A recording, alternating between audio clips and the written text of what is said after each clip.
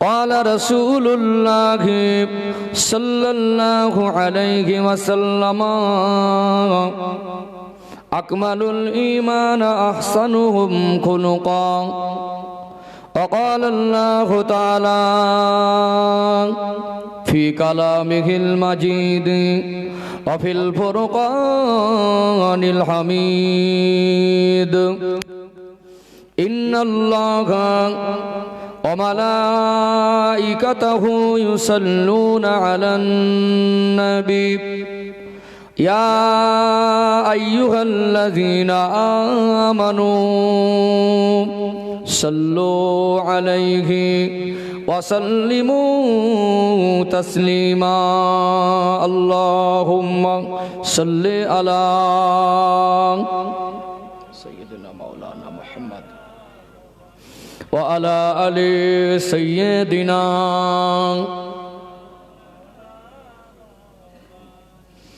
मददगार जिसी का रसूले खुदा हो उसे और हिम्मत का परवाह किया गए मदद को चले आएंगे कमली वाला डूबते डूबते ही संभल जाएगा अल्लाहुम्मा सल्ली अला सय्यदिना मौलाना मुहम्मद व अला आलि सय्यदिना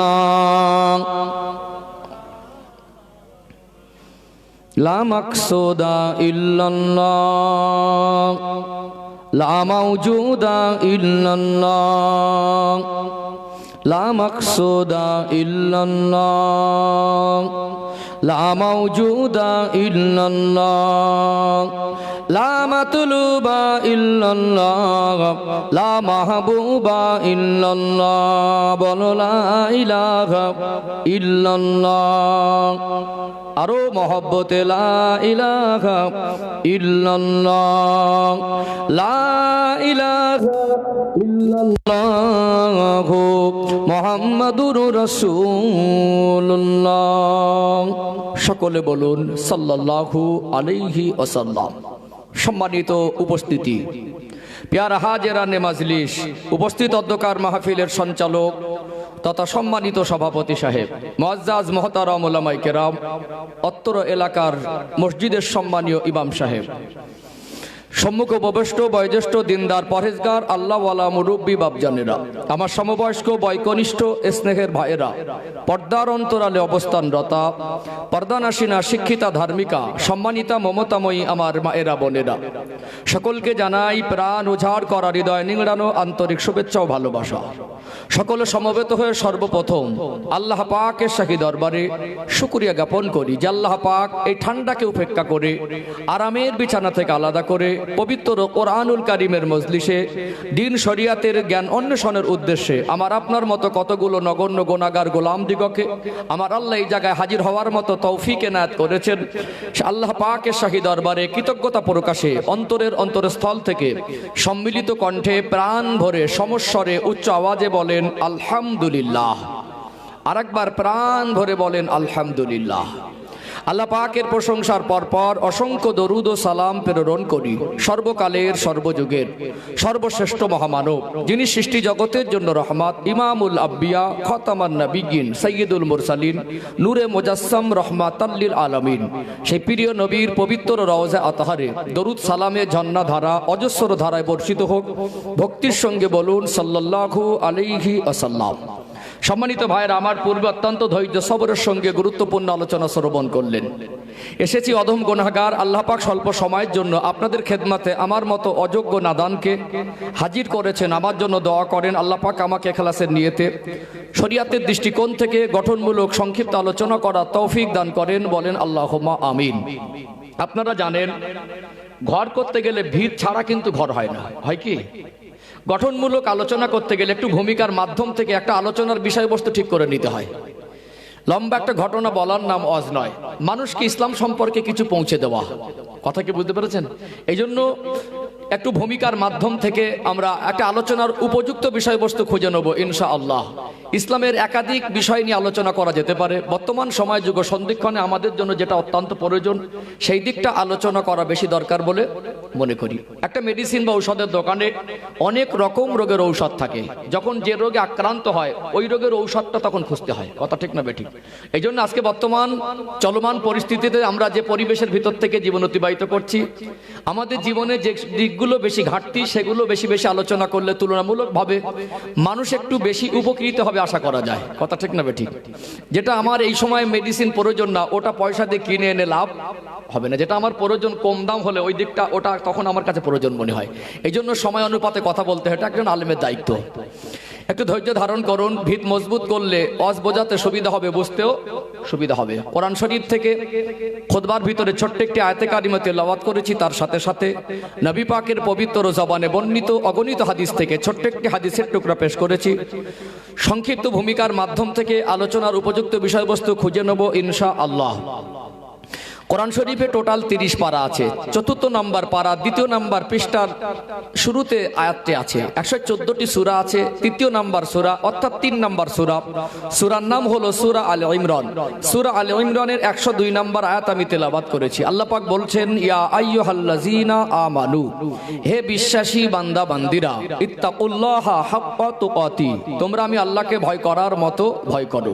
ওয়ালা তামুতুন্না ইল্লা ওয়া আনতুম মুসলিমুন, যদি হয় পরিপূর্ণ মুসলমান না হয়ে মৃত্যুবরণ করো না। এই আয়াত আপনাদের মুখস্থ আমি জানি, কিন্তু আমি আয়াতের একটু ব্যাখ্যা বিশ্লেষণে যাব। একটা হলো তরজমা, একটা হলো তাফসীর। আরবিক টু বাংলা ট্রান্সলেট করেছি, শব্দ অর্থ কিছুটা আমরা অনুমান করেছি, কিন্তু আসল অর্থ সবাই বুঝে উঠতে পারিনি। একটু ব্যাখ্যা যাওয়া দরকার আছে না নেই?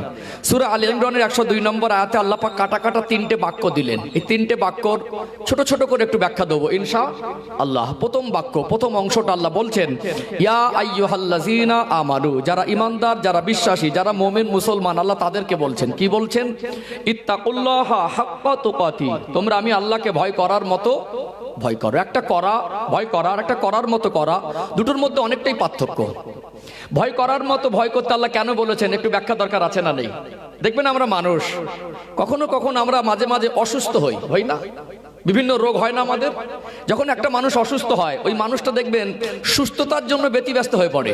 এক সপ্তাহ যদি মাথার যন্ত্রণা না কমে, মানুষটা কতবার মনে করে আমি কখন ভালো হব, আর এর জন্য ছোট করে ডাক্তারখানায় যাই। এক সপ্তাহ জ্বর কমছে না, এক সপ্তাহ পেটের মধ্যে প্রচন্ড জ্বালা করছে, কোনো রকম ভাবে কমছে না, এই চুপচাপ বেড়ে থাকি না, এটা চিকিৎসার জন্য ছোটাছুটি করি। চিকিৎসা কেন? ভালো হতে হবে। এই ব্যতিব্যস্ত দেখা যায়। কাছে পয়সা না থাকলে ধার করে, যদি ধার চেয়ে না পায় মানুষ ভিক্ষা করে চিকিৎসা করে। তারপরে চিকিৎসা পদ্ধতি শরিয়াতে জায়েজ আছে। আমরা ঔষধ খাই, মোমেন মুসলমান ঔষধ খেলেও সুস্থ করার মালিক আল্লাহ, এটা আমরা অকপটে স্বীকার করি। কথা ঠিক না বেঠিক? একজন বড় বড় ডক্টরের কাছে গেলে অনেক সময় বলে আমরা আমাদের মতো চেষ্টা করছি, আপনি সৃষ্টিকর্তাকে ডাকুন। এই কথা বলে কি বলে না? আর সুস্থ করার মালিক যে আল্লাহ, তার কিছু নমুনা আল্লাহ মানুষ জাতির কাছে রেখেছেন আর ভবিষ্যতে রাখবেনও। পৃথিবীতে এমন কিছু জটিল রোগ মানুষের হয়, ঔষধে সেটা সুস্থ হয় না। সব রোগ যদি ঔষধে ভালো হয়ে যেত, মানুষ অহংকার করে বলতো ঔষধেই ভালো হয়, আল্লাহ ভালো করে না। আল্লাহ বলে, বান্দা তোমরা যত উন্নত হবে এমন এমন কঠিন কঠিন জটিল রোগ আল্লাহ দিচ্ছে, সেখানে আজকে চিকিৎসা বিজ্ঞান তারা ব্যর্থ হয়েছে যে এই রোগের ঔষধ এখন আবিষ্কার করতে পারিনি। কথা কি বুঝতে পারছেন? এটা মানুষকে আল্লাহ বোঝানোর জন্য বোঝায় যে তোমরাই সব ভালো করে, এটা নয়। ঔষধের যে সব ক্ষমতা এটা নয়। যদি তোমাদের হাতে সব ক্ষমতা থাকে, তোমরা একটা ঔষধ আবিষ্কার করে এই রোগটা ভালো করে দেখাও। এই যে আল্লাহ ভালো করার মালিক, এটা মাঝে মাঝে আল্লাহ বোঝাতে চায়, আমরা নির্বোধ মানুষ বুঝতে চাই না। তো যাই হোক, আমি যে কথা বোঝাতে চাইছিলাম, আমরা অসুস্থ হলে সুস্থতার জন্য ব্যতিব্যস্ত হই কি হই না? ব্যতিব্যস্ত হই। কিন্তু আমরা যখন মানুষ হিসাবে আমাদের আদর্শ খারাপ হয়ে যায়, আখলাক চরিত্রও খারাপ হয়ে যায়, মনুষ্যত্ব খারাপ হয়ে যায়, নীতি নৈতিকতা খারাপ হয়ে যায়, আমাদের ভিতরে পরিবর্তনের চেতনা দেখেছেন? দিনে আল্লাহ 5 বার ডেকেছেন হাইয়া আলাস সালাহ, নামাজের জন্য এসো। এক সপ্তাহে আল্লাহ 535 বার ডেকেছেন হাইয়া আলাল ফালাহ, বান্দা মঙ্গলের দিকে এসো। এক মাসে আমার আল্লাহ 150 বার ডেকেছেন, এক মাসের ভিতরে একবারও সে নামাজি হবে এই চিন্তা করতে পারিনি। এরকম মানুষ আছে না নেই? আছে না? কিন্তু ওই এক মাস যদি মাথার যন্ত্রণা না কমতো, কয়েক হাজার বার ভাবতো আমাকে কখন ভালো হবো। ভাবতো না? কিন্তু 1 মাস বেনামাজি হয়ে আছে, একবারও ভাবিনি আমি কখন নামাজি হব। কথা কি বুঝতে পারছেন? মদ খাচ্ছে তো খেয়েই যাচ্ছে, সুদ খাচ্ছে তো খেয়েই যাচ্ছে, ঘুষ খাচ্ছে তো খেয়েই যাচ্ছে, বেপর্দায় চলছে তো চলেই যাচ্ছে। এদের ভিতরে কোনো চেতনা নেই যে আমার ভালো হওয়া দরকার, আমি কখন ভালো হব। যেমন রোগে হলে, অসুস্থ হলে, কষ্ট পেলে সবসময় অপেক্ষা করে, সবসময় অপেক্ষায় থাকে যে কখন আমি ভালো হব। কিন্তু আমাদের আমল যখন নষ্ট হয়ে গেল, আমাদের কখন ভালো হব এই চিন্তাটা আমাদের ভিতরে নেই। এই জন্য নেই, আমরা আল্লাহর ভয়কে ভয় করার মতো করতে পারিনি। আর যার অন্তরে আল্লাহর ভয়ের পরিমাণ যত বেশি, তার জীবনটা গোনা থেকে তত পবিত্র বেশি। একটা মানুষ, কুল্লু বানি আদম খাত্তাউন, আদম সন্তান আমরা সবাই গুনাহগার, তবে আমাদের ভিতরে গোনা থাকবে। গুনাহগারদের মধ্যে এক শ্রেণীর মানুষকে আল্লাহ ভালোবাসেন, যারা তারা কারা, যারা গোনা করার পর অনুতপ্ত হয়।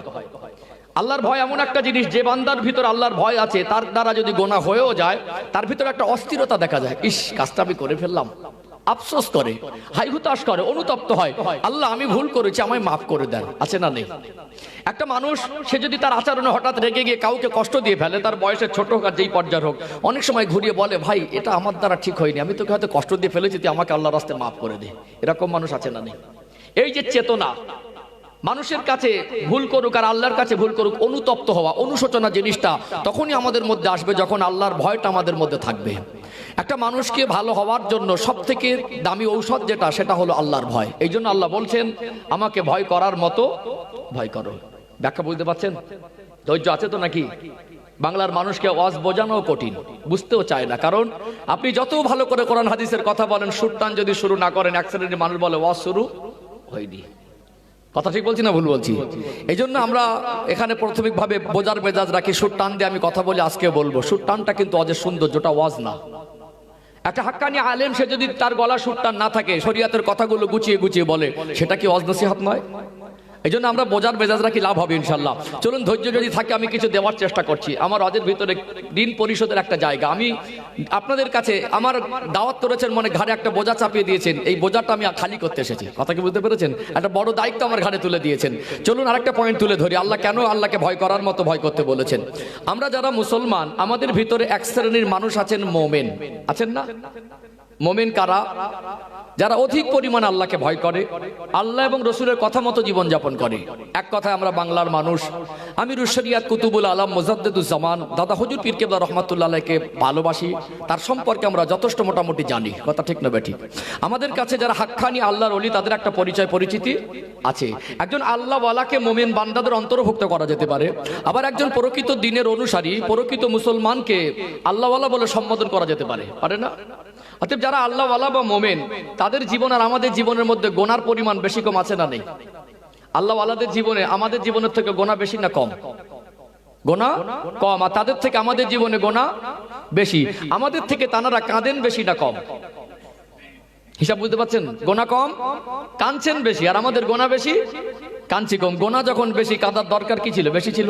কিন্তু আমরা কান্না করতে পারি না, কাঁদতে চাইলে কান্না আসে না, যেখানে গেলে কান্না আসবে সেই জায়গায় আমরা যেতেও চাই না। এর অর্থ যারা আল্লাহওয়ালা, যারা মোমেন, আল্লাহর ভয় নামক জিনিসটা তারা হাসিল করেছিলেন। যার অন্তরে আল্লাহর ভয়ের পরিমাণ যত বেশি হবে, ওই মানুষটা আল্লাহ তত কাছাকাছি হতে তার জন্য সহজ হবে। বলুন সুবহানাল্লাহ। এই জন্য আল্লাহ বলছেন, আমাকে ভয় করার মতো ভয় করো। এই শব্দটা একটু ব্যাখ্যার প্রয়োজন ছিল কি ছিল না? এই কথাগুলো যদি সুর টান দিয়ে বলতে মাত্র সহজে বোঝানো যেত। চলুন, শেষ অংশটা অত্যন্ত তাৎপর্যপূর্ণ। আর সূরা আল ইমরানের 102 নম্বর আয়াতের শেষের বাক্যটা আমি ব্যাখ্যা দিয়ে, এই ব্যাখ্যার মধ্যে থেকে আলোচনার বিষয়বস্তু খুঁজে নেব ইনশাআল্লাহ। আল্লাহ পাক শেষে বলছেন, ওয়ালা তামুতুন্না ইল্লা ওয়া আনতুম মুসলিমুন। মরতে যদি হয় পরিপূর্ণ মুসলমান না হয়ে মৃত্যুবরণ করো না। ভালো করে শব্দ দিকে খেয়াল করুন, কি না হয়ে? পরিপূর্ণ মুসলমান। কি না হয়ে? মুসলমান না হয়ে মৃত্যুবরণ করো না। একটা মানুষ যখন দুনিয়ায় ভূমিষ্ঠ হয় মায়ের গর্ভ থেকে, ওই মানুষটাকে আল্লাহ পাক মুসলমান হালাতেই পাঠায়। বলুন সুবহানাল্লাহ। তাহলে আমরা অনেক বড় সৌভাগ্যবান, আল্লাহ আমাদেরকে মুসলমানের ঘরে পাঠিয়েছেন। কথা ঠিক না বেঠিক? আমাদের জন্ম মুসলমান হিসাবে, মুসলমানের ঘরে। আমরা বড় হয়েছি মুসলমান হিসাবে, বেঁচে আছি মুসলমান হিসাবে, মরতে চাই মুসলমান হিসাবে। এই জন্য আল্লাহর কাছে বলি, আল্লাহ মরণের সময় যেন ইমানের কলেমাটুকু নসিব হয়। এই আশা আছে না নেই? তাহলে জন্ম মুসলমান, বড় হওয়া মুসলমান হিসাবে, বেঁচে আছি মুসলমান হিসাবে, এর জন্য গর্ববোধ করি আমরা মুসলমান, আর মরতে চাই মুসলমান হিসাবে। আই কার্ডে, আধার কার্ডে, পাসপোর্টে, প্যান কার্ডে, জমির দলিলে, জাতিতে মুসলমান। সূরা আলে ইমরানের 102 নম্বর আয়াতে শেষ অংশে আল্লাহ বলছেন, ওয়ালা তামুতুন্না ইল্লা ওয়া আনতুম মুসলিমুন, মরতে যদি হয় পরিপূর্ণ মুসলমান না হয়ে মৃত্যুবরণ করো না। এই মুসলমান শব্দের অর্থটা কি? কথা কি বুঝতে পারছেন আমার কথা? আমি বলছিলাম যে বাংলার মানুষ অজ শুনে অভ্যস্ত হয়েছে, বুঝে অভ্যস্ত হয়নি। ভীষণ অজ হয়েছে, খুব অজ শুনেছি, কিন্তু কি শুনেছি আর হিসাব মেলাতে পারে না। আফসোস, 50 বছর ধরে মুসলমানের পরিচয় বহন করছে লোকটা যদি মুসলমান শব্দের অর্থটাই না বোঝে, তার দ্বারা পরিপূর্ণ মুসলমান হওয়া সহজ হতে পারে? আমার সঙ্গে আপনারা নিশ্চয়ই একমত হতে বাধ্য। এখানে আঘাত দেওয়া, কাউকে অট্টহাসি করা, ক্রিটিসাইজ করা, কাউকে ছোট করা, কাউকে টার্গেট করে কথা বলা, ইসলাম এগুলো শেখায় না। আমি আপনাদের 2 ঘন্টার মেহমান হিসেবে আঘাত দিতে আসিনি। আমি এই বিশ্বাসে বিশ্বাসী, মানুষকে জোর করে আমি ভালো করতে পারবো না, ভালো করার ক্ষমতা আমার নেই।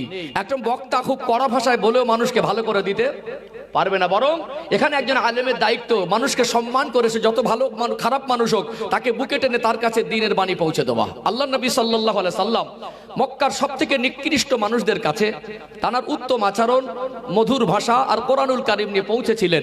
আমার রাসূলের উত্তম আচরণ, মধুর ভাষায় তারা মুগ্ধ হলেন। আল্লাহর কোরআনুল কারীমের বরকতে আল্লাহ তাদের অন্তরে হেদায়েতের নূর দিয়েছিলেন। নিকৃষ্ট বড় বড় কাফেরগুলো আমার রাসূলের কাছে ঈমানের কলেমা পড়ে মুসলমান হয়েছিলেন। বলুন না সুবহানাল্লাহ। তাহলে এখানে আমি এসেছি তো কোরআনের বাণী পৌঁছে দিতে। আমার কথা বলার ভঙ্গিমা, আমার চালচলন, আমার বলার আন্দাজটা আল্লাহর উদ্দেশ্যই হবে। এর ভিতরে স্বচ্ছতা থাকবে, এর ভিতরে খুলুসিয়াত থাকবে, এর ভিতরে কাছে টানার মতো এরকম কিছু ভাষাভঙ্গি থাকবে। আমি আপনাকে দিন পৌঁছে দিতে এসেছি। আমি আপনার জন্য এতটুকু করতে পারি, আল্লাহ আমার ভাইদেরকে হেদায়েত দেন। হেদায়েতটা আমার হাতে নয়। কথা ঠিক বলছি না ভুল বলছি? আজকে আফসোস কি জানেন, আমাদের এমন এমন বেসিক পয়েন্টে ঘাটতি। আমরা আজকে বর্তমান সময়ে সব যে যার জায়গা থেকে পণ্ডিত মনে করি। বিনয় ভাবটা আমাদের ভিতর থেকে আস্তে আস্তে চলে যাচ্ছে। কথা ঠিক বললাম না ভুল বললাম? আজ যে যার জায়গা থেকে অনেকে বিদ্বান মনে করছেন, জ্ঞানীগুণী মনে করছেন, মহান মনে করছেন। সব 440 ভোল্টেজ, ধারে বারে যাওয়ার মতো নেই। কিন্তু আফসোস কি জানেন, এখনো আজকে মজলিসে যারা বসেছেন আপনাদের কি মনে হয় সবাই মুসলমান শব্দের অর্থ বোঝে? কি আমার কথা কি রেসপন্স দেবেন, ভালো লাগবে। সবাই কি মুসলমান শব্দের অর্থ বোঝে? তাহলে আমি এমন একজন গার্জেন, আমি বাড়ির একজন পরিবারের গার্জেন, আমার ভাই বোন আছে, আমার বিবি আছে, আমার বাচ্চা আছে, আমি পরিবারের উপরে আমি নেতৃত্ব দেই। আমিও জানি না মুসলমান শব্দের অর্থ, আর আমার পরিবারের সদস্যদেরকে এই শিক্ষাটুকু আমি দিতে পারলাম না, তার মানে আমি একজন ব্যর্থ গার্জেন। কথা ঠিক বললাম না ভুল বললাম? এই মুসলমান শব্দের অর্থ জানা দরকার আছে না নেই? কথা কি বুঝতে পারছেন? ধৈর্য আছে তো নাকি? ভাষা বুঝতে পারছেন তো? অনেকে আবার মনে করবেন হুজুর কি এখন অজ শুরু করিনি, গল্প করছে। এগুলো গল্প মনে হচ্ছে না, করোনা হাতের ব্যাখ্যা করছে? ব্যাখ্যা করছি না? একটু ঝেড়ে ঝুড়ে হাহু দেন না, তো মন খারাপ করে। তকবীর দান তো দেখি, নারাই তাকবীর। ঠিকই তো আছে, আর একটু ঝেড়ে তাকবীর দান, প্রাণ খুলে নারাই তাকবীর, নারাই তাকবীর। একটু অ্যাক্টিভিটি থাকলে ভালো লাগে, ঠিক? একটু অ্যাক্টিভিটি থাকলে ভালো লাগে। যাই হোক, যে কথা বলছিলাম, তাহলে মুসলমান শব্দের অর্থ দরকার আছে না নেই? ওয়ালা তামুতুন্না ইল্লা ওয়া আনতুম মুসলিমুন, মরতে যদি হয় পরিপূর্ণ মুসলমান না হয় মৃত্যুবরণ করো না। এখন পরিপূর্ণ মুসলমান হতে গেলে মুসলমান শব্দের অর্থটাই তো জানতে হবে, জানতে হবে না? এটা জানি না, এটা আমাদের জীবনে একটা কমি, অনেক বড় কমি। সম্মানিত ভাইরা, মুসলমান শব্দের অর্থ হলো স্বেচ্ছায় আত্মসমর্পণকারী। এখন স্বেচ্ছায় আত্মসমর্পণকারী শব্দটা একটু হার্ড, অনেকে এটা বুঝতে পারেন নাই। একটু খুলে যদি ব্যাখ্যা দিই, আমরা যে কালেমা পড়েছি লা ইলাহা ইল্লাল্লাহ, আল্লাহ পাক ছাড়া কোনো উপাস্য নাই। কোন আল্লাহ? তামাম কুল কায়নাতকে যিনি সৃষ্টি করেছেন, যিনি আমাকে আপনাকে দুনিয়ায় পাঠিয়েছেন, যিনি আমাকে আপনাকে যখনই ডাকবেন দুনিয়া ছেড়ে চলে যেতে হবে।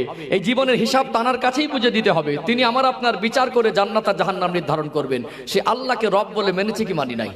আল্লাহকে আল্লাহ বলে মেনেছি মানে আমি যা ইচ্ছা তাই বলতে পারবো না, যা ইচ্ছা তাই করতে পারবো না, যা ইচ্ছা তাই খেতে পারবো না। আমি নিজেকে আল্লাহর কাছে আত্মসমর্পণ করেছি। আল্লাহ, আপনার ইচ্ছার বিরুদ্ধে, আপনার গাইডলাইনের বিরুদ্ধে, আপনার আদেশ নিষেধের বিরুদ্ধে আমি আর চলবো না। নিজেকে আল্লাহর কাছে আত্মসমর্পণ করে দেওয়া। মুহাম্মাদুর রাসূলুল্লাহ সাল্লাল্লাহু আলাইহি ওয়াসাল্লাম, আমার রসুলকে আমি নবী বলে মেনেছি মানে আমার মাথার চুলের থেকে পায়ের তলা পর্যন্ত, আমার ছাটকাট, আমার লেবাস পোশাক, আমার চিন্তা চেতনা, আমার চালচলন, আমার খাওয়া ঘুম, আমার জীবন ব্যবস্থার মধ্যে সবসময় আমার নবীর আদর্শকে ফলো করে জীবন অতিবাহিত করব। আল্লাহ এবং রসুলের কাছে যে স্বেচ্ছায় আত্মসমর্পণ করে দেয় তাকে বলা হয় মুসলমান। চলুন আরেকটু ক্লিয়ার হবে, আরেকটু উদাহরণ দিয়ে সহজে বুঝে আসবে ইনশাআল্লাহ। আজকে পশ্চিমা দেশগুলোতে যারা হাই এডুকেটেড পারসন, এই সমস্ত ক্যাটাগরির মানুষ, একজন ডক্টর, একজন প্রফেসর, একজন লেকচারার, একজন গবেষক, একজন ঐতিহাসিকবিদ, একজন বৈজ্ঞানিক, এই ক্যাটাগরির মানুষ তারা ইসলামের ছায়াতলে আসছে কি আসে না? আসছে না? ডক্টর মুরিস বুকাইলির মতো একজন বিখ্যাত গবেষক কোরআন শরীফে ভুল খুঁজতে এসেছিল। কোরআন শরীফে যদি ভুল খুঁজতে আসে, কোরআন শরীফের অর্থ তার নিম্নতম বোঝার ক্ষমতা তার ভিতরে থাকা দরকার আছে না নেই? লোকটা অজ্ঞ ছিল না, একজন গবেষক মানুষ, একজন হাই এডুকেটেড পারসন। ইসলামের ভিতরে আল্লাহ পাক তাকে কবুল করেছেন, কারণ কোরআন শরীফে ভুল খুঁজতে গিয়ে নিজের ভুলটা বুঝতে পেরেছে। জালিকাল কিতাবু লা রাইবা ফি, ভুল তো দূরের কথা, সন্দেহের অবকাশ পর্যন্ত নেই। অতএব সম্মানিত ভাইরা, আজকে যদি আমি উদাহরণস্বরূপ বোঝাচ্ছি, আমাদের এই মজলিসে এখানে 50 বছর বয়স্ক একজন গবেষক বা একজন ঐতিহাসিকবিদ, একজন হাই এডুকেটেড পারসন এক্ষুনি কলেমা পড়ে মুসলমান হয়, আমরা তাকে কি বলবো? মুসলমান বলবো তো? 50 বছর বয়স্ক একজন শিক্ষিত মানুষ, সে যদি ইসলামকে বুঝে সুঝে কলেমা পড়ে আমাদের সামনে মুসলমান হয়, আমরা তাকে বলবো লোকটা আজ থেকে মুসলমান। ওই লোকটা আপনাদের এই বাদুড়িয়া গ্রামে 2 মাস থাকবে। এ তো 50 বছর আগে, এই যে 50 বছর যে জীবনটা অতিবাহিত করেছে, এর পূর্বে তো মুসলমান ছিল না। তাহলে তার উপরে শরিয়াতের কোনো বিধান বলে কিছু ছিল না। সে আগে একরকম ভাবে জীবনযাপন করেছে, হাফ প্যান্ট পরতো, ধরুন মদ খেত, সুদ খেত, তার ভিতরে শরিয়াতের কোনো বিধান ছিল না, উজু গোসল নামাজ পদ্ধতি কিছু ছিল না। এখন লোকটা যদি কলেমা পড়ার পরে 2 মাস আপনার গ্রামে থাকে, আগে মদ খেত এখন তাই খাবে, আগে সুদ খেত এখন তাই খাবে, আগে নামাজ পড়তো না এখনো নামাজ পড়ে না, ওর আগের জীবনের চালচলনের কোনো পরিবর্তন হয়নি, শুধুমাত্র কলেমাটা আমাদের সামনে পড়েছে। 2 মাস পরে কলেমা পড়ার সময় সবাই বলছিলাম মুসলমান হয়েছে, 2 মাস পরে আমরা কি বলবো? লোকটাকে মুসলমান বলতে সন্দেহ হচ্ছে, তাই বলবো তো নাকি? কি মনে হবে? লোকটা হয়তো মুসলমান হয়েছে, সন্দেহ হচ্ছে, মনে হয় মন থেকে মুসলমান হয়নি। কেউ কেউ বলেই বসবে ওকে মুসলমান বলার ঠিক হবে না, বসবে কি বসবে না, এরকম একটা সমালোচনা হবে কি হবে না? হবে তো। কিন্তু আমি যেটা বোঝাতে চাইছি, আজকে যারা পশ্চিমা দেশগুলোতে শিক্ষিত মানুষেরা, হাই এডুকেটেড পারসন, এরা ইসলামের ছায়াতলে আসছে, এদের 50 বছরের চলার অভ্যাস এটা ত্যাগ করে দিচ্ছে। তাদের ভিতরে কি ইমানি পাওয়ার বোঝেন? 50 বছরের চলার নীতি সবকিছুকে ডিলিট করে দিয়ে নতুন করে তারা ফজরের ওয়াক্তে তাদের উঠতে কষ্ট হচ্ছে না, তারা 5 ওয়াক্ত নামাজ পড়ছে, আল্লাহ এবং রসুলের বিধান বুকে আঁকড়ে নিয়ে চলছে। 50 বছর ধরে একটা পরিবেশে থেকে তাকে ত্যাগ করে দিয়ে আল্লাহ এবং রসুলের কাছে আত্মসমর্পণ করছে না করে না? যারা নবমুসলিম তাদের জীবন দেখবেন, আমাদের জীবনে ঘাটতি, তাদের জীবনে অতটা ঘাটতি নেই। আজকে আমরা 50 বছর ধরে মুসলমানের পরিচয় বহন করছি, আমাদের চালচলন, আমাদের কথাবার্তা, আমাদের একটা সপ্তাহ, একটা মাস, আমাদের জীবন নিয়ে যদি পর্যালোচনা করা যায়, আমরা কিন্তু একটা মাসের মধ্যে আল্লাহর হুকুম 90টা মানি না। কথা ঠিক বললাম না ভুল বললাম? তাহলে যেটা উদাহরণস্বরূপ বোঝাচ্ছিলাম, একটা মানুষ কলেমা পড়ে সে যদি 2 মাস তার মতো করে চলে, আমরা তাকে বলতাম লোকটা প্রকৃত মুসলমান এখনো হয়নি। এখন এই অ্যানালাইজটা আমাদের জীবন কর্ম নিয়ে যদি আমরা ভাবি, আমাদের কি মনে হবে? আমরা এখন পরিপূর্ণ মুসলমান হয়েছি বলে মনে হয়? আলোচনার পয়েন্ট বুঝতে পারছেন তো? কি বুঝতে পারছেন তো? আমি এই জন্য বলেছি, দেখুন আমার কথা যদি কারোর ভালো না লাগে, এতে আমার দুঃখ লাগে না, কারণ এর থেকে ভালো কথা দেওয়ার মতো ক্ষমতা একজন আলেমের আর কমপক্ষে নেই। ঠিক বললাম না ভুল বললাম? আমি যদি কোরআনের বাণী মানুষের কাছে বলার পরে কেউ যদি উঠে চলে যায়, এতে আমার মতো ব্যক্তির কষ্ট হয় না। কেন কষ্ট হবে? আমি তো তার বিকৃত মনকে, শরিয়াতকে বিকৃতি করে তার মন জয় করার জন্য কথা বলতে পারি না, পারে কি? আমার কথা কি বুঝতে পারছেন আপনারা? তাহলে আজকে কি বলুন, আমাদের জীবনে ঘাটতি বেশি না কম? বেশি না কম? অনেক বেশি। যেটা অন্য কাউকে আমরা জোর গলায় বলতাম লোকটা মন থেকে মুসলমান হয়নি, আপনি আপনার জীবনে আমল নিয়ে একটু পর্যবেক্ষণ করে দেখুন, আপনার নিজেরই মনে হবে আমরা এখন পরিপূর্ণ মুসলমানের আওতায় আসতে পারিনি। আফসোস, 50 বছর ধরে মুসলমানের পরিচয়টা বহন করলাম না, মুসলমান শব্দের অর্থ বুঝেছি, আর না মুসলমানের মতো জীবন তৈরি করতে পেরেছি। এই জীবনটা আল্লাহর কাছে পছন্দের নয়। এই জন্য সূরা আলে ইমরানের 102 নম্বর আয়াতে আল্লাহ পাক শেষ অংশে বলছেন, ওয়ালা তামুতুন্না ইল্লা ওয়া আনতুম মুসলিমুন, তোমরা তো মরবে, এটা তোমরা জানো, মরতে যদি হয় তাহলে ওইভাবে আর কেন, জীবনটাকে পরিবর্তন করো, পরিপূর্ণ মুসলমানের ক্যাটাগরিতে এসো, আমি আল্লাহর কাছে স্বচ্ছ জীবন নিয়ে এসো, আমি আল্লাহর কাছে আত্মসমর্পণ করো, রসুলের কাছে আত্মসমর্পণ করো, তোমার জন্যই সুসংবাদ আছে। বলুন সুবহানাল্লাহ। তাহলে আয়াতটা একটু খুলে ব্যাখ্যা দিলাম, দরকার ছিল কি ছিল না? এরকম আয়াতটা, এই আয়াতটা প্রায় আলেমরা বলে, আয়াতটা মানে শ্রোতাদের শুনে শুনে মুখস্থ হয়ে গেছে, কিন্তু আমরা এর উদ্দেশ্য আমরা অনেকে এখনো পর্যন্ত উদ্ঘাটন করতে পারিনি। বাংলার মানুষের ধৈর্য কম, আমি আর বিস্তারিত ব্যাখ্যায় যাব না, কারণ সব দিকটা বজায় রাখাও ভালো, ঠান্ডা সময় তো সব দিকটা বজায় রাখাও ভালো। তাহলে আজকে আমাদের আলোচনার বিষয়বস্তু প্রকৃত মুসলমান হওয়ার রাস্তা অনুসন্ধান করব ইনশাআল্লাহ। ইসলামিক জীবন ব্যবস্থাকে আমালে জিন্দেগিতে বাস্তবায়ন কিভাবে করব সেই আলোচনা হবে। আমরা বর্তমান সময়ে যে মানুষ, আমাদের জীবনের সব থেকে বড় সমস্যা, আমরা যা হারাম আর হালাল হিসেবে জানি, আমরা যা করণীয় বর্জনীয় হিসাবে জানি, আমরা যা নেকি আর গোনা হিসাবে জানি, কোন কাজ করলে জান্নাতে যেতে হবে, কোন কাজ করলে জাহান্নামে যাব, এগুলো আমাদের জানা আছে না নেই? জানা থাকার পরেও আমরা আমল করতে গিয়ে আমরা পিছিয়ে পড়েছি। এটা আমাদের জীবনের সব থেকে বড় সমস্যা। আফসোস, সবাই যদি নামাজ পড়তো, সমাজে যদি প্রত্যেকটা মা বোন পর্দা করতো, সমাজে যদি সুদ ঘুষ বন্ধ হয়ে যেত, জুলুম অত্যাচার বন্ধ হয়ে যেত, কতই না ভালো হতো। আল্লাহ আমাদের উপরে খুশি হয়ে যেতেন। আর এই জীবনের ঘাটতি পূরণের লক্ষ্যে এরকম কোরআনের মাহফিল। আজকে কিছু অযোগ্য ব্যক্তির কারণে কোরআনের মাহফিলে অনেক শিক্ষিত মানুষ আসতে চায় না। ঠিক বললাম না ভুল বললাম? আমি নিজে বলি, এই জায়গাটার অনেক মূল্য, এর থেকে দামি মজলিস আর কিছু হতে পারে না। কোরআনের মজলিসের থেকে দামি মজলিস কোথায় পাবেন আর? কিন্তু আমরা এই জায়গাগুলোকে নিয়ে আমরা নিজেদের মতো ব্যবহার করা অভ্যস্ত হয়েছি বলে এখান থেকে মানুষ প্রকৃত উপকৃত হতে পারছে না। আর এখানে কিছু শিক্ষিত মানুষ আসতেও চায় না, কারণ এখানে কিছু কিছু মানুষের ভাষা ভঙ্গি বক্তব্যের ক্যাটাগরি শুনে এখানে কিছু কিছু মানুষ অন্তর থেকে ঘৃণা করে। কথা ঠিক বললাম না ভুল বললাম? সব দিকটা আমাদের পর্যালোচনা করা দরকার। এই জন্য আমাদেরকে ভাবতে হবে, এত টাকা খরচা করে জলসা দিয়ে আমরা কি পেলাম? এই জায়গাগুলোকে মূল্যায়ন করতে হবে। এখানে যদি বসে সত্যিকার অর্থে আমরা যদি কোরআনের বাণী মনের কান দিয়ে শুনি আর আমলের নিয়ত রাখি, ইনশাআল্লাহ আমাদের জীবন পরিবর্তন হবে, আশা করা যায় ইনশাআল্লাহ। আল্লাহ তৌফিক দান করেন, বলেন আল্লাহুম্মা আমিন। দেখবেন পাশাপাশি চাষি, সবজি যারা চাষ করে, সব চাষি চাষে কিন্তু সফল হয় না। সব চাষি চাষে সফল হয় না।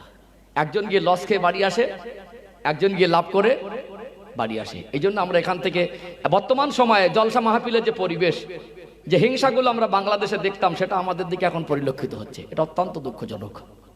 এর থেকে নেকি অর্জন করে বাড়ি যাওয়া, ক্ষমা করে বাড়ি যাওয়ার থেকে আমরা হিংসা নিয়ে উঠে বাড়ি যাই, এটা দুঃখজনক। আল্লাহ বাংলার পরিবেশে শান্তি কায়েম করে দেন, বলেন আল্লাহুম্মা আমিন। ঢিল ছড়াছড়ি কথা আমার পছন্দ না।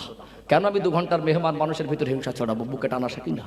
মানুষকে ভালোবেসে দিনের দুটো কথা পৌঁছে দেই না? আমার জাতির ভিতরে এখন বহু মানুষ আছে শুদ্ধ করে কলেমা জানে না, নামাজ পড়তে পারে না ভালো করে। তার জীবনে 40 বছর বয়স, তার জীবনে 2 রাকাত নামাজ শুদ্ধ করে সে পড়তে পারিনি, এরকম আছে না নেই? তাদেরকে আমরা কি দিলাম? এখন পানি দিলে 1 লোটা ভালো করে উজু করতে পারবে না, তাদেরকে আমরা কি দিলাম? বরং তাদেরকে ফিতনায় জড়িয়ে দিলাম। এই সমস্ত দুনিয়ার খারাপি থেকে আল্লাহ আমাদের হেফাজত করেন, বলেন আল্লাহুম্মা আমিন। চলুন তাহলে আলোচনার বিষয়বস্তু, আমরা ইসলামিক জীবন ব্যবস্থাকে যেগুলো আমল করা দরকার জানি, সেগুলো মানতে পারছি না কেন, এর পর্যালোচনা করবো ইনশাআল্লাহ। দরকার আছে না নেই? দরকার আছে না? আমি 3টে পর্যায়ে আলোচনা করব। এই সমাধান করতে গেলে প্রথম পর্যায়ে আমাদের পরিবর্তন দরকার আছে কিনা এটা আলোচনা করতে হবে কোরআন হাদিসের দৃষ্টিকোণ থেকে। তারপর আলোচনা করব পরিবর্তন হয় না কেন, তারপরে আলোচনা করব পরিবর্তন হব কিভাবে। দরকার আছে না? আমরা নামাজ কেন পড়তে পারি না? আমাদের সমাজে পর্দা কেন বাস্তবায়ন হচ্ছে না? কেন আমার একটা ভাই সুদ ঘুষ থেকে, লটারি দোকান থেকে বেরিয়ে আসতে পারছে না? তাহলে এদেরকে আনার জন্য কোরআন হাদিস থেকে রাস্তা দেখাতে হবে। কথা ঠিক বললাম না ভুল বললাম? আপনি এক সহজ উদাহরণ দিয়ে আমি শুরু করি। গতকালকে কি আপনাদের এখানে আমি এসেছিলাম কি? আসিনি। কেন আসিনি? আপনারা প্রয়োজন মনে করেননি আর আমিও প্রয়োজন মনে করিনি। আগামীকালকে আমি আসবো বলে মনে হয়। কেন আসবো না? আপনারা প্রয়োজন মনে করছেন না আর আমিও প্রয়োজন মনে করছি না। আজকে এসেছি কেন? আপনারা প্রয়োজন মনে করেছেন, আমিও প্রয়োজন মনে করেছি। একজন মানুষ সে যদি তার নিজের পরিবর্তনটা প্রয়োজন মনে করতে না পারে, তাকে কেউ জোর করে পরিবর্তন করে দিতে পারবে না। পানি যখন পিপাসা লাগবে, ও পানি খোঁজার জন্য নিজের ব্যতিব্যস্ত হয়ে পড়বে। এই জন্য প্রত্যেকটা মানুষের ভিতরে তার পরিবর্তনের চেতনা দরকার, যাতে মানুষ পরিবর্তনের চেতনা বৃদ্ধি হয় মনের মধ্যে। সেই রকম আলোচনা কোরআন হাদিস থেকে করা দরকার আছে না নেই? আছে না? আমি এখানে এসেছি, আমাকে 2টো জিনিস ঠিক করতে হচ্ছে। মানজিলে মাকসাদ, কোথায় যাব? কোথায় যাবো এটা যদি ঠিক না করে সারাদিন রাস্তায় ঘুরতাম, কোথায় যাব জিজ্ঞাসা করলে কোথায় যাবে এখন ঠিক করিনি, সারাদিন রাস্তায় ঘুরে লাভবান হতে পারবো? রাস্তায় ঘোরা হবে। আবার ঠিক করলাম কোথায় যাব, বাদুড়িয়াতে, কিন্তু আমি কোন রাস্তায় যাব সেটা ঠিক করলাম না। সারাদিন ঘুরে পৌঁছানো যাবে? এই জন্য কোন রাস্তা দিয়ে যাবো আর কোথায় যাবো সেটা আমাদের ঠিক করতে হবে। এই জন্য আমাদের জীবনের পরিবর্তনটা প্রয়োজন মনে করতে হবে। যখন আপনি আপনার জীবনের পরিবর্তন প্রয়োজন মনে করতে পারবেন, তাহলে আপনার জন্য পরিবর্তন হওয়াটা সহজ হয়ে যাবে। আর যদি আপনার ভিতরে এই জিনিসটা তৈরি না হয়, আপনাকে জোর করে কেউ পরিবর্তন করে দিয়ে যেতে পারবে না। এই জন্য প্রথম পর্যায়ে আলোচনা হবে পরিবর্তন দরকার আছে কি না। আলহামদুলিল্লাহ অনেক ধৈর্য ধারণ করেছেন। আসলে এই ভিতটা আমি মজবুত করলাম কেন? বুঝতে সুবিধা হবে, বোঝাতেও সুবিধা হবে। এই পর্যন্ত বুঝতে পেরেছেন তো? এই যে আটটা ভূমিকার ভিতর থেকে একটা আলোচনার বিষয়বস্তু বার করলাম, এবার ইনশাআল্লাহ অল্পতে বোঝা যাবে। আল্লাহ কবুল করেন, বলেন আল্লাহুম্মা আমিন। সোনার মানিকেরা, নওজোয়ান তরুণেরা, ও সোনার ময়না যুবকেরা, আব্বারা মায়েরা, আল্লাহ পাক পবিত্র কালাম কোরআনুল কারীমে সূরা আলে ইমরানের 102 নম্বর আয়াতে পৃথিবীর মুসলমান সম্প্রদায়কে জানিয়ে দিলেন, ইয়া আইয়ুহাল্লাযীনা আমানু, হে বিশ্বাসী বান্দা বান্দিরা, ইত্তাকুল্লাহা হাক্কা তুকাতি, তোমরা আমি আল্লাহকে ভয় করার মতো ভয় করো। ওয়ালা তামুতুন্না ইল্লা ওয়া আনতুম মুসলিমুন, ওরে আমার বান্দা বান্দি, মরতে যদি হয় পরিপূর্ণ মুসলমান না হয়ে মৃত্যুবরণ করো না। ও ভাইয়েরা, বাবাজিরা, পরিপূর্ণ মুসলমান হতে গেলে আল্লাহর আদেশ নিষেধ, আমার নবীর আদেশ নিষেধ গুলো আমালে জিন্দেগিতে বাস্তবায়ন করা দরকার আছে না নেই? কোনটা হারাম, কোনটা হালাল, কোনটা করণীয়, কোনটা বর্জনীয়, কোনটা নেকি আর কোনটা গুনাহ, কোন কাজ করলে জান্নাত হাসিল হবে আর কোন কাজ করলে জাহান্নামায় যেতে হবে, এটা আমরা সকলে জানি কি জানি না? জানি সবাই। আমাদের জীবনে বড় ঘাটতি, আমরা আমল করতে পারছি না। আমরা সবাই চাই মানুষ ভালো হয়ে যাক, আমাদের সকলেরই মন চায় মানুষ পরিবর্তন হয়ে যাক। একটা মানুষকে দুনিয়ার কোন আলেম তাকে পরিবর্তন করে দিতে পারবে না। একটা মানুষকে দুনিয়ার কোন বক্তা, কোন ইমাম তাকে পরিবর্তন করে দিতে পারবে না। স্বয়ং আমার আল্লাহ মানুষের জীবন পরিবর্তন করার ক্ষমতা একজন নবীর হাতেও দেয় নাই। ও ভাইয়েরা, বাবাজিরা, সেই মানুষটা নিজের থেকে পরিবর্তন হতে চাইবে, যে মানুষটা নিজের থেকে হেদায়েতটা চাইবে, আমার আল্লাহ হেদায়েতের মালিক, ওই মানুষটাকে আমার আল্লাহ হেদায়েত নসিব করে দেবে। আরো জোরে বলুন। প্রথম পর্যায়ে আলোচনা হবে জীবন পরিবর্তন দরকার আছে না নেই। কোরআন শরীফ থেকে তুলে ধরি। ও ভাইরা, বাবাজিরা, কেন পরিবর্তন হই না? কবে ভাবতে শিখব পরিবর্তন হতে হবে? আজকে গাড়ি বাড়ি, বিবি বাচ্চা, অর্থ সম্পদ, দুনিয়ার মাল, যা কিছু আমার মনে করি চোখ বন্ধ হয়ে গেলে আমার বলে আর তেমন কিছু পাওয়া যাবে না। যাবে কি? যে ঘরটাকে নিজের ঘর মনে করি, 60-70 বছরের সামান্য জীবন, এই জীবনটা ভালোভাবে কাটাবার জন্য কত ভোগ বিলাসের ঘর বাড়ি নির্মাণ করি, এটা আমাদের জীবনের আসল বাড়ি নয়। 30 বছরের মেহনত করা পয়সা দিয়ে বানানো ঘরের মধ্যে মানুষটা মারা গেলে তার লাশটাকে 30 ঘন্টাও রাখা হয় না। মরণ একদিন হবে কি হবে না? মরণ হলো মরে গেলাম, ফুরিয়ে গেল, এটা নয়। আমরা ইমানদার, ইমান শব্দের অর্থ হলো বিশ্বাস। আমরা ইমানে মুফাসসাল পড়েছি, আমানতু বিল্লাহি, ইমান এনেছি আল্লাহ পাকের উপরে, ওয়া কুতুবিহি, আল্লাহর আসমানি কিতাব সমূহের উপরে, ওয়া রাসূলিহি, নবী রাসূল পয়গম্বর আলাইহিমুস সালামদের উপরে। আমানতু বিল্লাহি ওয়া মালাইকাতিহি, আল্লাহর উপরে ঈমান আনার পাশাপাশি আল্লাহর যে ফেরেশতা মণ্ডলী আছে তাদের উপরে আমরা বিশ্বাস করেছি কি করি নাই? আল ইয়াউমিল আখিরি, আখিরাতের জগতে বিশ্বাস আছে না নেই? মরে গেলাম, ফুরিয়ে গেল, এটা নয়। আমার আল্লাহ পৃথিবীর মানুষকে স্মরণ করিয়ে দেয়, ফাইজা জা আজালুহুম লা ইস্তাখিরুনা সাআতাও ওয়া লা ইস্তাকদিমুন।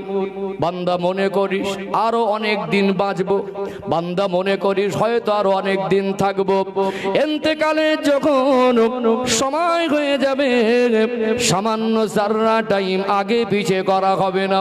ও ভাইরা, বাবাজিরা, মরে যাবার পরে একটা জগৎ আছে, ওটা আলামে বারজাক, ওটা হলো কবরের জগৎ। ওই কবরের জগৎটাও শেষ নয়। কুল্লু মান আলাইহা ফান ওয়া ইয়াবকা ওয়াজহু রাব্বিকা যুল জালালি ওয়াল ইকরাম। আমার আল্লাহ দুনিয়াটা সব ফানা করে দেবেন, কিয়ামত সংগঠিত হয়ে যাবে, আল্লাহ জাত পাক বাকি থাকবে। পৃথিবীতে যত মানুষকে পাঠিয়েছিলেন আমার আল্লাহ হিসাব নিকাশের জন্য হাসরের ময়দানে সবাইকে ওঠাবেন কি ওঠাবেন না? সবাই বলেন ওঠাবেন কি ওঠাবেন না? সেই দিন যদি নিজের আমলের হিসাব না দেওয়া পর্যন্ত একটা কদম যদি তুলতে না পারি, সেই দিন যদি এই জীবনের হিসাবটা আমার আল্লাহ তিল তিল করে বুঝে নেন, সেই দিন যদি জীবনের আমল নামার হিসাব নিকাশ করে যদি আল্লাহ আমার আপনার জান্নাত আর জাহান্নাম নির্ধারণ করেন, এই জীবন কঠিন আযাবে জাহান্নাম থেকে বাঁচার জন্য পরিবর্তন দরকার আছে না নেই? বলছিলাম পরিবর্তন দরকার আছে না নেই? চলুন আরেকটু আয়াত তুলে ধরি। হাসরের ময়দানের মঞ্জারটা আল্লাহ পৃথিবীর মানুষকে আগাম স্মরণ করিয়ে দিয়েছেন। বলুন না সুবহানাল্লাহ। কোরআন শরীফ খুলে দেখবেন 15 নম্বর পারা 18 নম্বর পৃষ্ঠা, সূরার নাম হলো সূরাতুল কাহাফ, আয়াত নাম্বার 49। 49 নম্বর আয়াতে আমার আল্লাহ পৃথিবীর মানুষকে বিচার দিবসের কথাটা একবার স্মরণ করিয়ে দিলেন। আল্লাহ জানিয়ে দিলেন ওয়াউদিয়াল কিতাব, বিচার দিবসে মানুষের দুনিয়ার জীবনে অর্জনকৃত নেকি আর গুনাহ ওই নামায়ে আমাল আমি আল্লাহ সংরক্ষণ করেছি, এটা তাদের সামনে খুলে দেব। ফাতারাল মুজরিমিনা মুশফিকিনা মিম্মা ফি, ওই দিন যারা পাপী পাপিষ্ট অপরাধী দুনিয়ায় দাপট দেখিয়ে বেড়াতো, সেদিন দাপট দেখানোর ক্ষমতা কারোর হবে না। রাজা বাদশা মস্তান, টাকার গরম, লাঠির গরম, পাটির গরম, নেতৃত্বের গরম, রক্তের গরম, বংশের গরম, যতই ক্ষমতাশীল মানুষ মনে করুক, বিচার দিবসে ক্ষমতা দেখানোর মতো দুঃসাহস কারোর হবে না। আজ যারা দাপট দেখিয়ে শরিয়াতের সীমা লঙ্ঘন করে আমার আল্লাহ জানিয়ে দিলেন ফাতারাল মুজরিমিনা মুশফিকিনা মিম্মা ফি, দুনিয়ায় দাপট দেখানো মানুষগুলো হাসরের ময়দানে তাদেরকে দেখা যাবে ভীত সন্ত্রস্ত আতঙ্কিত। ও ভাইরা বাবাজিনা, আজকে মানুষ শরিয়াতের সীমা লঙ্ঘনের লিমিটটা ক্রস করেছে না করেনি? গোনা করে দাপট দেখায় আছে না নেই? আজকে নামাজ পড়ে না, কতই নামাজের কথা বলেন, কানে ঢুকছে না, মাথার উপর থেকে যাচ্ছে।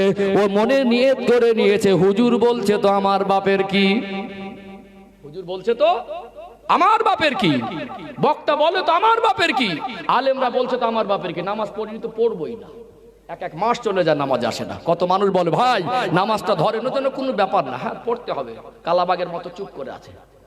ঠিক বলছি না ভুল বলছি? আজকে বহু মানুষ দেখবেন তারা জানে পর্দার বিধানটা ফরজ, আল্লাহ একটু পয়সা দিয়েছে আপডেট দেখায়, মডার্ন আর ফ্যাশনগিরি দেখাতে গিয়ে একজন সমাজের তার বিশিষ্ট জনের পরিচয় আছে, লোকটাকে পয়সা আছে বলে সম্মান করে, তার স্ত্রীকে তার সাবালিকা মেয়েকে সঙ্গে করে নিয়ে বাইরে বের হচ্ছে, পর্দার কোনো বালাই নেই, কানে যেন ঢোকে না। হুজুর বলছে তো আমার বাপের কি, আমার বিবিকে আর আমার মেয়েকে পর্দা করাবো না, হুজুরের বাপের কি। মুখে না বললে এটা কাজেই তো প্রমাণ হচ্ছে, হচ্ছে না হয় না? আজ দেখুন প্রায় ঘরে ঘরে সুদ ঢুকে গেছে, বন্ধনের লোন। এত হুজুররা বলার পরে, আলেমরা বলার পরে বুড়ো আঙ্গুল দেখাচ্ছে, হুজুর বলছে তো আমার বাবার কি, মিটে গেলে আর একটা নেবো। এর আলামতটা কি? দাপট দেখান না? এই মিটে গেলে আর একটা নেবো, হুজুর যা বলে বলুক। সীমা লঙ্ঘনের বাড়াবাড়ি চলছে না চলে না? খুব ভালো করে দেখবেন মানুষ আজ কত চরম পর্যায়ে পৌঁছে গেছে। একটা মানুষ দুনিয়া একটা অন্যায় কাজ করছে, যদি কেউ উপদেশ দিতে চায় মুখের উপরে বলে আপনাকে জ্ঞান দিতে বলেছি। অন্যায় করছে আবার বলছে তোমাকে তো জ্ঞান দিতে হবে, তোমার কাজ তুমি করো। একটা অসহায়ের উপরে ক্ষমতার বলে কেউ জুলুম করলো, ঘুরিয়ে যদি বলে ভাই তুমি ক্ষমতার বলে আমাকে এরকম একটা ধাক্কা দিলে, বলে এই কথা বললে আবার মারবো, তোর কোন বাবা আছে ডেকে নিয়ে। অন্যায় করে, জুলুম করে, চিটিংবাজি করে, আবার গায়ের জোর দিকে করেছি বেশি করে করব, কি করার আছে? এটা কি জীবন শেষ নাকি? হাঁকু দেন না, জীবন কি শেষ নাকি? দুর্বলদের উপরে আজকে যে পরিমাণে জুলুম অত্যাচার হচ্ছে, তারা মুখের উপরে কথা বলবে, ফের মুখে মারবো, তোর কোন বাপ আছে যাকে তোর বিচার করে দেখে নি। এইরকম একটা জুলুমের উপরে লিমিট খরচ হয়েছে না হয়নি? দেন দুনিয়ায় ক্ষমতার বল দেখাচ্ছে, যে যার জায়গা থেকে কেউ যেন মানে নম্রতার আচরণে আসতে চাইছে না। আজকে মানুষের ভিতরে বিনয় ভাবটা কমে গেছে, সব যে যার জায়গা থেকে মোস্তানি। চলছে না চলে না? দেন আমার আল্লাহ বিচার দিবসের কথাটা পৃথিবীর মানুষকে স্মরণ করিয়ে দিলেন। এটা দুনিয়া নয়, এটা হলো আখিরাতের মঞ্জর। দুনিয়ায় দাপট দেখানো যায়, দুনিয়ায় যারা বরং দাপট দেখিয়ে বেড়াতো, বিচার দিবসে তারা আতঙ্কিত আর ভীত সন্ত্রস্ত হয়ে যাবে। আমার আল্লাহ স্পষ্ট করে বললেন, ওয়াকুলুনা, আমি আল্লাহ তাদের জবানটা খুলে দেবো, তারা নিজেরা বলবে ইয়া ওয়াইলাতানা, ওয়াকুলুনা, তারা বলতে থাকবে ইয়া ওয়াইলাতানা মালি হাযাল কিতাব, আল্লাহ কি আশ্চর্য খাতাব, লা ইউগাদিরু সগীরাতান ওয়ালা কাবীরাতান ইল্লা আহসাহা। ছোট বড় যা করেছিলাম হুবহু সব তো লেখা আছে। আজ মানুষকে বোঝানো অনেক সহজ হয়ে গেছে। দুনিয়ার মানুষ যদি সামান্য মোবাইল দিয়ে, ক্যামেরা দিয়ে, সিসিটিভির মাধ্যম দিয়ে মানুষের চলন বলন কথাবার্তা গুলো যদি রেকর্ড করতে পারে, আমার আল্লাহ কি পৃথিবীর মানুষের জীবনের নামা আমালটা রেকর্ড করতে পারেন না? 24টা ঘন্টা প্রত্যেকটা মানুষের সঙ্গে আমার আল্লাহ দুজন করে ফারিস্তা নিযুক্ত করে রেখেছেন। যেটা করছি সব রেকর্ড তৈরি হচ্ছে। সেদিন জালেম গুলো, পাপী গুলো, সীমা লঙ্ঘনকারী, দাপট দেখানো মানুষগুলো আতঙ্কিত ভীত সন্ত্রস্ত হয়ে তারা বলবে আল্লাহ কি আশ্চর্য খাতাব, লা ইউগাদিরু সগীরাতান ওয়ালা কাবীরাতান ইল্লা আহসাহা। ছোট বড় যা করেছিলাম হুবহু সব তো লেখা আছে। ওয়াজাদু মা আমিলু হাদিরা, আল্লাহ বলবেন বান্দা, ওরে আমার বান্দি, তুমি যা করেছিলে ওটাই আমি আল্লাহ তোমার সামনে পেশ করেছি। ওয়ালা ইয়াজলিমু রাব্বুকা আহাদা, তোমার রব কারোর উপরে জুলুম করেন না। বলুন তো দেখি, সেদিন এই নামা আমাল যদি পুঙ্খানু রূপে আল্লাহ পেশ করেন, এই জীবনের হিসাব যদি আল্লাহ তিল তিল করে বুঝে নেন, এই আমলের হিসাব করে যদি আমার আল্লাহ জান্নাত আর জাহান্নাম নির্ধারণ করেন, এই জীবন পরিবর্তন দরকার আছে না নেই? আছে না নেই? বর্তমান সময়ে আমাদের ভিতরে মানুষের মধ্যে এক শ্রেণীর মানুষ চিটিংবাজ বেড়েছে না কমেছে? শুনেছেন আপনারা যে গিরগিটের রূপ পরিবর্তন করে, রং, আমি চোখে দেখিনি, কিন্তু মানুষ যে পাল্টিবাজি খায়, মানুষ যে রূপ পরিবর্তন করে, রং পরিবর্তন করে, এটা আজকে মাঝে মাঝে দেখা যাচ্ছে না, যায় না? সামনে আপনার কাছে মনে হবে লোকটা আপনার খুব দরদি, আপনার সামনে খুব সুন্দর করে আপনার প্রশংসা করবে, মনে হবে লোকটা আমাকে মন থেকে ভালোবাসে। আপনার পিছনেই ওই লোকটা আপনার দুশ্মনী করে, অপমান বদনাম করার চেষ্টা করে, আপনার পিছনেই আপনার বদনাম করে। এরকম কিছু খাতারনাক মানুষ আছে না নেই? দেন না। এখন দুনিয়ায় মানুষ পয়সার বলে বিচার ব্যবস্থার ভিতরে ঘাটতি এসে গেছে না যায়নি? পয়সায় বিচার হয়, কাউকে আক্রমণ করা, কাউকে ছোট করা, কোন এলাকার মানুষকে টার্গেট করে বলছি না। আজকে বর্তমান আমাদের সমস্ত গ্রাম্য এলাকার যে বিচারগুলো মাঝে মাঝে পয়সা খেয়ে ওলট পালট হয় কি হয় না? মাঝে মাঝে 500 টাকায়ও মিথ্যা সাক্ষী কিনতে পাওয়া যায়।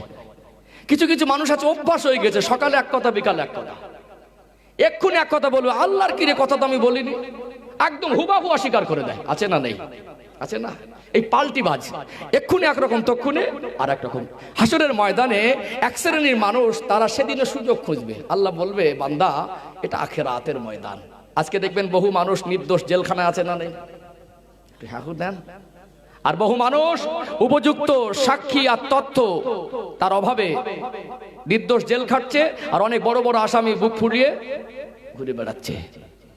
ও ভাইজানেরা, সোনার মানিক যুবকেরা, আব্বারা মায়েরা, মনুষ্য জাতি জীবনের বিচারটা, দুনিয়ার বিচারটা শেষ বিচার নয়। দুনিয়ার বিচার ব্যবস্থাটা মানুষের জীবনের শেষ বিচার ব্যবস্থা নয়। আল্লাহর আদালত, হাসরের ময়দান, এটা হলো মানুষের জীবনের বিচারের শেষ আদালত। দুনিয়ার আদালতে, দুনিয়ার গ্রাম এলাকার বিচারে নির্দোষীকে দোষী বানিয়ে দিতে পারে, দুনিয়ার আদালতে ঘুরে ঘুরে, দুনিয়ায় বিচারকদের দরবারে গিয়ে গিয়ে যদি ন্যায় বিচার না পায়, মনে রাখবেন আল্লাহর দরবার এমন একটা দরবার, বিচার দিবসে সেদিন ন্যায় বিচার ছাড়া কোনো অন্যায় বিচার কারোর উপরে হবে না। সেদিন এক শ্রেণীর মানুষ দুনিয়ায় পাল্টিবাজি করে অভ্যস্ত, দুনিয়ায় চিটিংবাজি ধোঁকাবাজি করে অভ্যস্ত, দুনিয়ায় রং পরিবর্তন করত। আমার আল্লাহর সামনে যখন আমার আল্লাহ সূরাতুল কাহাফের 49 নম্বর আয়াতে যে ব্যাখ্যা দিলাম, আমার আল্লাহ যখন নামায়ে আমাল পেশ করে দেবে, এক শ্রেণীর চিটিংবাজ ধোঁকাবাজ বান্দা বান্দি সেদিন আল্লাহর কাছে বলবে, আল্লাহ এই গুনাহগুলো আমরা করিনি। কি বলবে? মানুষ কত খতরনাক বুঝতে পারছেন? দুনিয়া চিটিংবাজি ধোঁকাবাজি করে সেদিন মনে করবে আজ হয়তো আল্লাহর কাছে অস্বীকার করে পার পেয়ে যাব। দুনিয়ায় বিভিন্ন রকম ফাঁক ফোকর খুঁজেছিলাম, বিভিন্নভাবে পার হয়ে গিয়েছিলাম, আজকে হয়তো পার হয়ে যাব। আল্লাহ এগুলো তো আমি করিনি। আমার আল্লাহ জানিয়ে দিলেন, ওরে আমার বান্দা বান্দি, এটা দুনিয়ার কোনো বিচার ব্যবস্থা নয়, এটা আমি আল্লাহর আদালত। দুনিয়ার মানুষ সেখানে ইনসাফ আর ন্যায় বিচার না করলে আজকে বিচারটা হবে ন্যায় আর ইনসাফের। পালাবার রাস্তা নেই, জীবনের হিসাব দেওয়া ছাড়া কদম তুলতে পারবে না। ধোঁকাবাজি করে পাল্টিবাজি খেয়ে পার পাওয়া যাবে না। সূরাতুল ইয়াসিন বলে কোরআন শরীফ একটি সূরা আছে না নেই? অনেকেই জানেন, একটু প্রসঙ্গ এসেছে আপনাদেরকে মনে করিয়ে দেই। কোরআন শরীফে 114টি সূরার ভিতরে সূরা ইয়াসিন একটা ফজিলতপূর্ণ সূরা। নবী আমার সোনা জবানে বললেন, সূরা ইয়াসিন হলো কোরআন শরীফের দিল। একটা মানুষের দিল যদি না থাকে ওই মানুষটা অচল। কোরআন শরীফের দিল হলো সূরা ইয়াসিন। দয়ার নবী হুজুর আমার সোনা জবানে বললেন, যদি কেউ একবার সূরা ইয়াসিন শরীফ তেলাওয়াত করে, আমার আল্লাহ খুশি হয়ে ওই ব্যক্তির নামায়ে আমালে 10 বার কোরআন খতম করলে যে পরিমাণ নেকি হয়, ইয়াসিন শরীফ তেলাওয়াতের বরকতে আমার আল্লাহ ওই ব্যক্তির নামায়ে আমালে কতটা পরিমাণ নেকি লিখে দেয়। আরো জোরে বলুন ও ভাইরা বাবাজিরা, এই সূরা ইয়াসিন খুলে দেখবেন, সূরাতুল ইয়াসিনের 65 নম্বর আয়াত।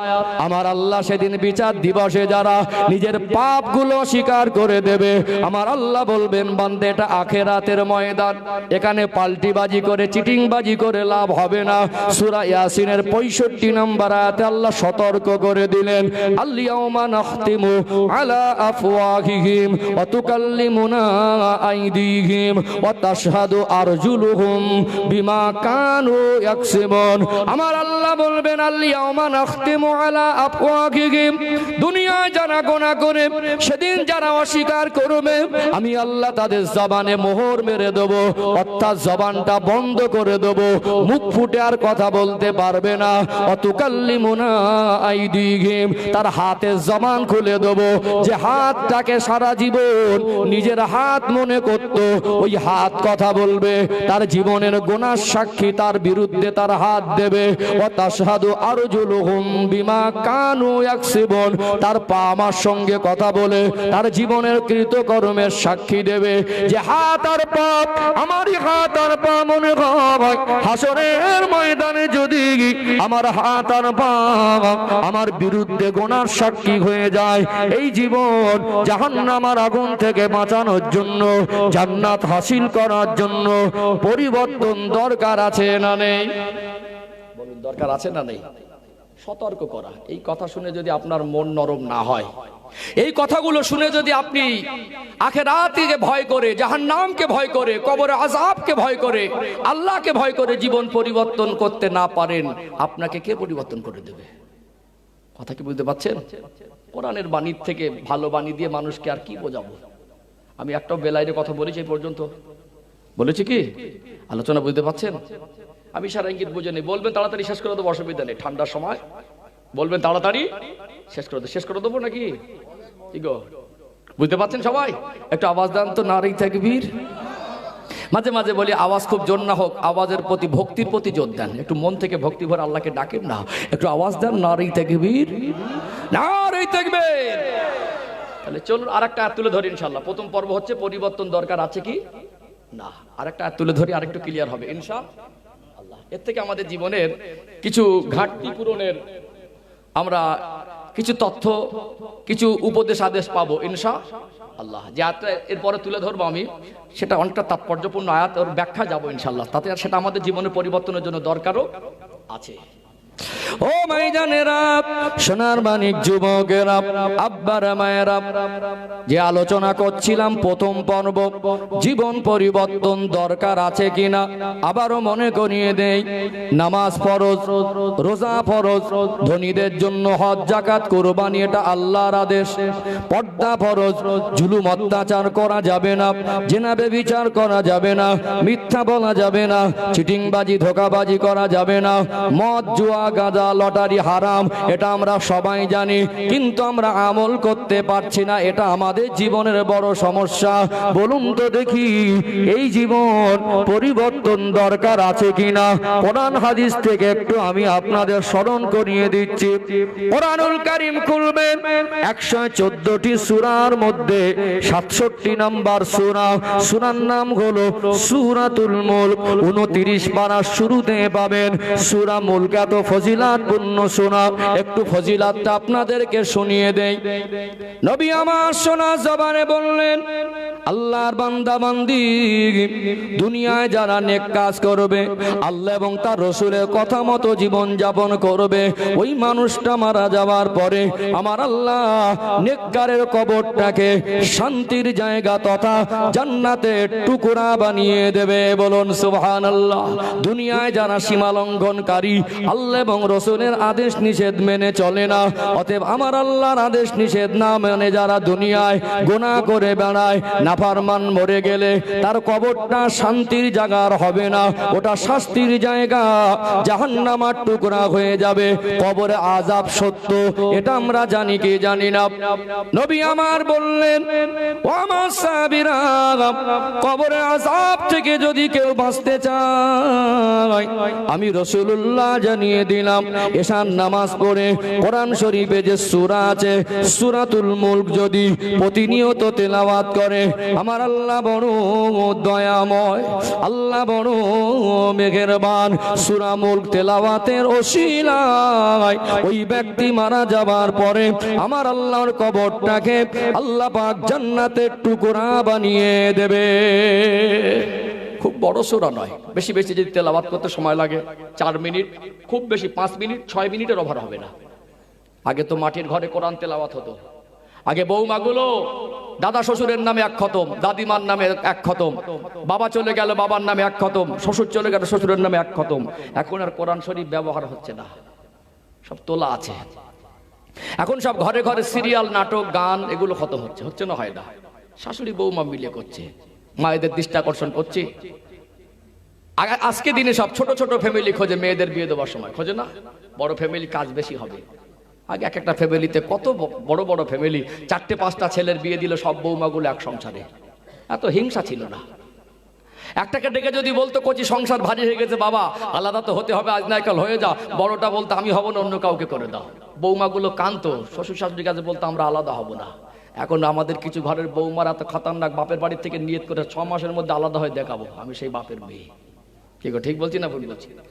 থালা মাজা নিয়ে ঝামেলা, উঠোন পরিষ্কার করা নিয়ে ঝামেলা, ঘরে ভাত বাড়া নিয়ে ঝামেলা। ঘরটা আপডেট করেছি, মার্বেল টাইলস হয়েছে, গ্রিল হয়েছে, কাঁচ হয়েছে, চকচকে ঝকঝকে হয়েছে, এসি হয়েছে, কুলার হয়েছে। ঘরের ভিতরে শান্তি আর মানুষের ভিতরে মনুষ্যত্ব জিনিসটা আমরা ঠিক করে তৈরি করতে পারিনি। ঠিক বললাম না ভুল বললাম? আজকে প্রতিবাদ নেই, আমাদের ঘরে কোরআন তেলাওয়াতের পরিবেশটা নষ্ট হয়ে গেছে। সাথে সাথে এই ছোট ছোট আমলগুলো করবেন, কারণ যদি সূরাতুল মুলকেও তেলাওয়াত করে, নবী বলছেন সূরা মুলক তেলাওয়াত করার ওসিলায় আল্লাহ ওই বান্দা অথবা বান্দির কবরে আযাবটাকে আল্লাহ মাফ করে দেবেন। বলুন না সুবহানাল্লাহ। এই আমলগুলো আমাদের জানা দরকার আছে না? প্রসঙ্গ এসেছে বলে একটু মনে করে দিলাম। আমার বাবাজিরা আয়েশার নামাজ পড়ে 5টা মিনিট বার করেন। আমাদের সকলের উচিত কবর আযাব থেকে বাঁচার জন্য আমলটা করা। উচিত না? ও ভাইজানেরা, সোনার মানিক যুবকেরা, আব্বারা মায়েরা, কোরআন শরীফ 114টি সূরার ভিতরে 67 নাম্বার সূরা, ওই সূরার নাম হলো সূরাতুল মুলক। 2 নাম্বার আয়াত আমার আল্লাহ জানিয়ে দিলেন, আল্লাযী খালাকাল মাউতা ওয়াল হায়াতা লিয়াবলুয়াকুম আইয়ুকুম আহসানু আমালা। আমি আল্লাহ মনুষ্য জাতির হায়াত আর মউতের মাঝে একটা সময় দিয়েছি, ওটা হলো তার হায়াতে জীবন। আল্লাহ আমাকে আপনাকে সৃষ্টি করেছেন, আমাদের জীবনে হায়াত মউত আছে না নেই? হায়াত আর মউত দিয়ে আল্লাহ সৃষ্টি করলেন। এই হায়াত আর মউতের মাঝে আমাকে আপনাকে আল্লাহ একটা সময় দিলেন, কারো বা 2 বছর, কারো বা 4 বছর, কারো বা 2 ঘন্টা বা 2 মিনিট, 2 সেকেন্ড, এরকম হায়াত অনেকে পায়। আল্লাহ আমাকে আপনাকে যে হায়াত দিয়েছেন, অতএব আমার আল্লাহ দুনিয়ায় পাঠিয়েছেন আমাকে আপনাকে ইচ্ছা মতো চলার জন্য নয়, লিয়াবলুয়াকুম আইয়ুকুম আহসানু আমালা। আমি আল্লাহ দেখতে চাই কে কতটুকু ভালো কাজ করে আসতে পারো। ও ভাইরা বাবাজিরা, আমরা সবাই জানি আল্লাহ আমাকে আপনাকে ইবাদত করার জন্য পাঠিয়েছেন, ভালো কাজ করে আসতে পারো এর অর্থ আল্লাহ আমাকে আপনাকে দুনিয়া নামক পরীক্ষার কেন্দ্রে পরীক্ষার্থী করে পাঠিয়েছেন। আমরা সবাই দুনিয়ার মেহমান, এটা অস্থায়ী জায়গা। আল্লাহ যখন ডাক দেবে এই মেহমানখানা ছেড়ে চলে যেতে হবে কি হবে না? এই দুনিয়া ছেড়ে চলে যেতে হবে। আল্লাহ যদি ভালো কাজ করার জন্য পাঠান, এই দুনিয়ায় ভালো কাজ করা দরকার আছে না নেই? আছে না? এই আয়াতের 4টি ব্যাখ্যা দেবো, কারণ আজকে ভালো আর খারাপ আমাদের ভিতরে মিশে গেছে। আগে আমাদের প্রাথমিকভাবে কনফার্ম হতে হবে কোনটা ভালো আর কোনটা খারাপ। এটা যদি আমরা ডিসাইড করে নিতে না পারি, তাহলে আমরা প্রকৃতপক্ষে ভালো কাজ করতে পারবো না।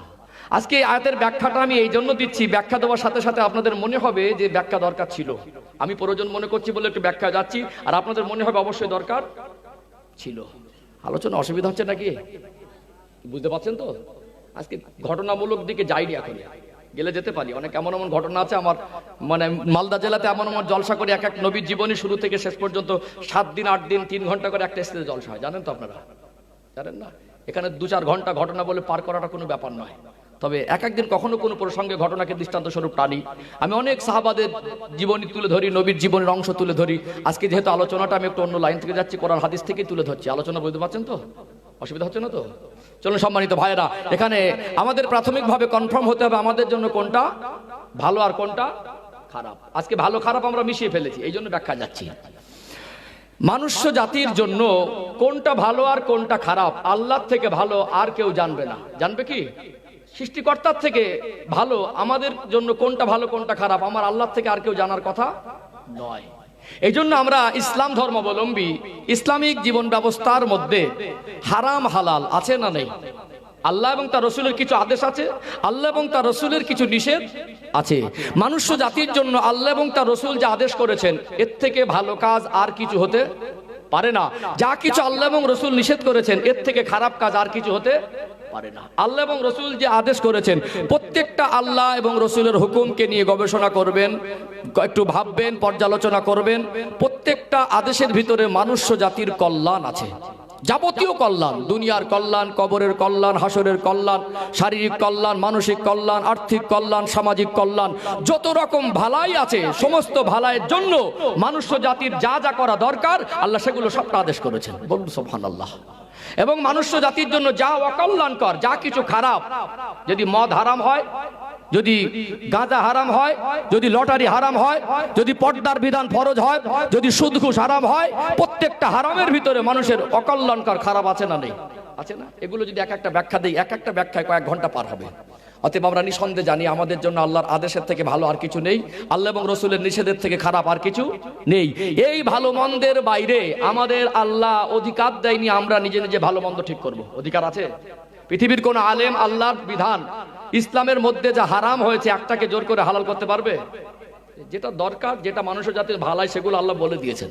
যেটা খারাপ সেটাও আল্লাহ বলে দিয়েছেন। এখানে কোনো আলেমও নিজের থেকে ভালো আর মন্দ ডিসাইড করতে পারবে না। তার মানে শরিয়াতের বিধানে কোনো হারামকে কেউ হালাল করতে পারবে না, আর হালালকে হারাম করতেও পারবে না। বরং আমার আল্লাহ স্বয়ং নবীদের শানে বলছেন, আমার রসুলের শানে আল্লাহ বললেন, ইন হুয়া ইল্লা ওয়াহয়ু ইউহা, আমার হাবিব আমার রসুল তিনিও ইচ্ছাকৃত কোনো কথা বলেন না। আমি আল্লাহ যেটা